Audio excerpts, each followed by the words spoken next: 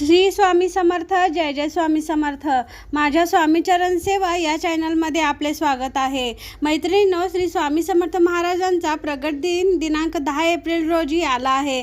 या निमित्ताने अनेक भक्तांना पारायण करायची इच्छा आहे, पण हे पारायण करताना मध्येच अमावस्या आली आहे. तर पारायण कधी करावं याबद्दल आपण माहिती पाहणार आहोत. मैत्रिणींनो, व्हिडिओ स्किप न करता व्हिडिओ अगदी शेवटपर्यंत बघा आणि चॅनलला सबस्क्राईब करा. श्री स्वामी समर्थ. आता आपण पारायण कसं करायचं आणि कधी करायचं आणि उद्यापन कसं करायचं याबद्दल देखील माहिती पाहणार आहोत. तर मैत्रिणींनो, पारायणाला सुरुवात ही आपण 23 मार्चपासून किंवा 30 मार्चपासून गुरुचरित्र पारायण करू शकतो. 8 तारखेला अमावस्या आहे, त्या अगोदर आपण गुरुचरित्र पारायण करू शकतो. म्हणजे जर आपण 23 तारखेला चालू केले तर 7 तारखेपर्यंत आपली 2 पारायण पूर्ण होतील. पारायण हे 7 दिवसाचंच असतं आणि 8 दिवसाचं नसतं. 7 दिवसाचंच पारायण करायचं असतं. पारायण करताना ही एक गोष्ट लक्षात ठेवावी की गुरुचरित्र हे एकतर संस्कृत किंवा एकतर मराठी असं कोणतंही एकच वाचायचं आहे. एका वेळेस संस्कृत आणि मराठी दोन्ही वाचायचं नाही. तर नवीन पारायण करणाऱ्यांनी मात्र हे दोन्ही वाचलं तरी चालतं. तर नेहमी पारायण करणाऱ्यांनी एकतर संस्कृत किंवा एकतर मराठी गुरुचरित्र पारायण वाचायचं आहे. तर मैत्रिणींनो, 7 दिवस ब्रह्मचर्याचं पालन करायचं. गुरुचरित्र पारायण करताना मन अगदी शांत ठेवायचं, मौन धारण करायचं. मौन धारण करायचं म्हणजे अजिबात बोलायचंच नाही असं नाही, पण कोणी आपल्याला गुरुचरित्र पारायण करण्याच्या दिवसांमध्ये कोणी आपल्याशी वाईट बोलले किंवा आपल्याबद्दल कोणी वाईट विचार केला, कोणी आपल्याबद्दल निगेटिव्ह विचार केला, तर आपण त्यांना प्रतिकार करायचा नाही किंवा त्यांच्याशी भांडायचं नाही किंवा त्यांचा अपमान देखील करायचा नाही. आपले मन अगदी निर्मळ स्वच्छ ठेवण्याचा प्रयत्न करायचा आहे. आपण कुणाबद्दलही वाईट विचार करायचे नाहीत.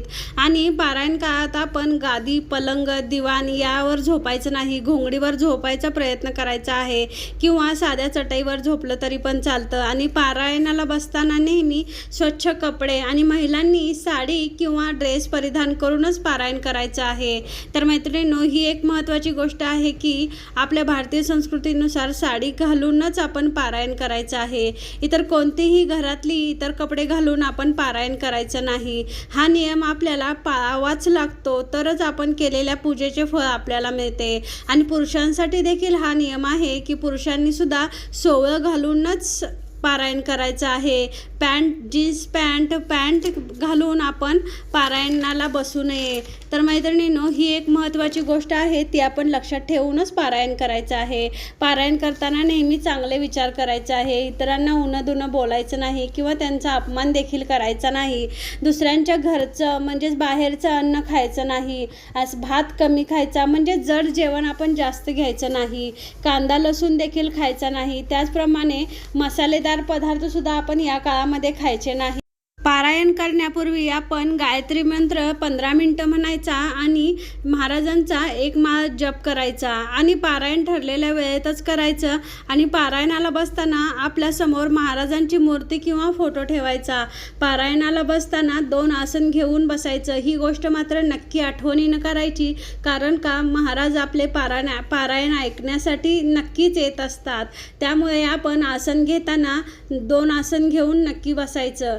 यानंतर गुरुचरित्र वाचताना आपण ते समजून उमजून घेऊन वाचायचं. अगदी मन एकत्र करून गुरुचरित्र वाचायचं आहे. आपल्या भोवतालीचे ऑडिओ व्हिडिओ बंद करायचे, शांतता ठेवायची. आपलं लक्ष फक्त वाचनात असलं पाहिजे याचा प्रयत्न करायचा. मन शांत ठेवून प्रत्येक ओळ आणि ओळ समजून उमजून घेऊन वाचायची. फक्त बोटं फिरून 10-15 मिनिटात पारायण करायचं नाही. आपण अगदी व्यवस्थितरित्या मन शांत ठेवून आपण हे पारायण पूर्ण करायचं आहे. शक्यतो सकाळी पहाटे उठून आपण हे पारायण केले तर अगदी चांगले ठरते. त्याप्रमाणेच पारायण करताना ते अगदी मनातल्या मनात वाचायचं नाही आणि पारायण करताना नेहमी ते मोठ्याने वाचायचे. त्यामुळे आपल्या घरातील निगेटिव्ह शक्ती कमी होतात व पॉझिटिव्ह एनर्जी आपल्या घरात निर्माण होते. गुरुचरित्र वाचताना प्रत्येक अक्षराने अक्षर वाचलं गेलं पाहिजे याची काळजी घ्यावी. वेळ लागला तरी चालेल, पण लक्ष देऊन हे प्रत्येक ओळ न ओळ वाचायची आणि मन शांत ठेवून आपलं पारायण संपन्न करायचं आहे. आता आपण पाहूया उद्यापन कसं करायचं. आपल्या गुरुचरित्राच्या शेवटला दिलेलंच आहे की आपण उद्यापन कसं करायचं. तर त्याप्रमाणेच आपण सवाष्ण आणि ब्राह्मणांना जेवू घालायचं आहे. हे गुरुचरित्रामध्ये दिलेलंच आहे. त्याप्रमाणेच आपण वागायचं. तसेच आपण आपल्या घरात गोडधोड नैवेद्य बनवून महाराजांना नैवेद्य दाखवायचा आणि ब्राह्मणांना शिधा द्यायची आहे.